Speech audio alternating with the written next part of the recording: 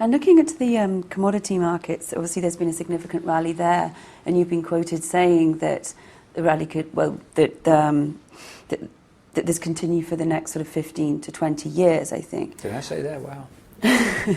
So you're not seeing some sort of a bubble in these markets?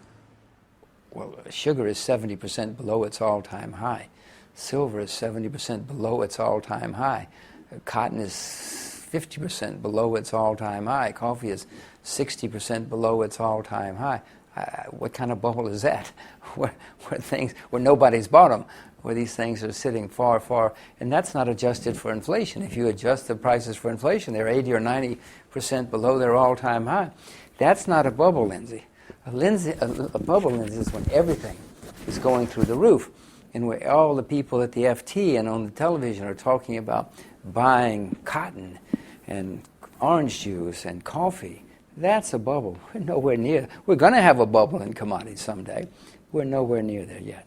Talking about oil, are the levels that we're seeing right now, are they justified by fundamentals, or are we seeing a lot more of the speculation coming in again? Well, whenever the fundamentals in any asset are positive, it attracts money. And the world knows, I think the world knows, that the known reserves of oil are in decline. The International Energy Agency is going around the world telling governments day in and day out, we have a catastrophe coming. We only have 15 or 20 years of known reserves of oil left. Something's got to happen. Those are pretty compelling fundamentals, if you ask me.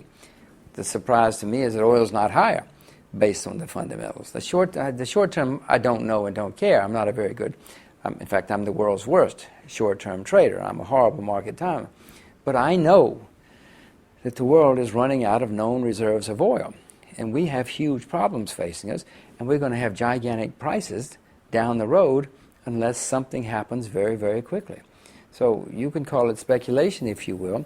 I would call it wise investing, because we don't have any oil. Now, if you know where there's a lot of oil, and you know that the price of oil is overpriced on a fundamental basis, please do not put it in the FT. Please tell me, and then put it in the FT, okay? But nobody else knows where the oil is, if it's out there.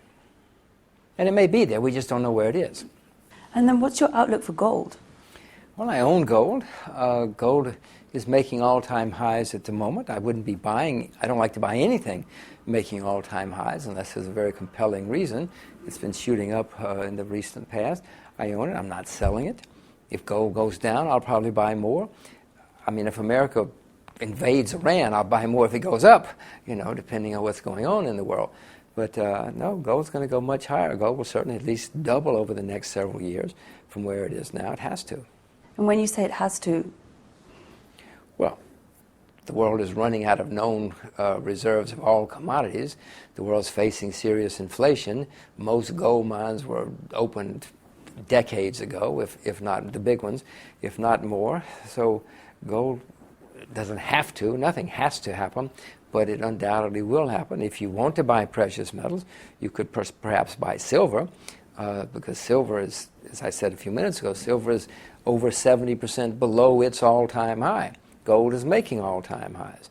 You might make more money in silver or palladium, precious metals that are still very depressed, than in gold. I own them all. I'm not selling any of them.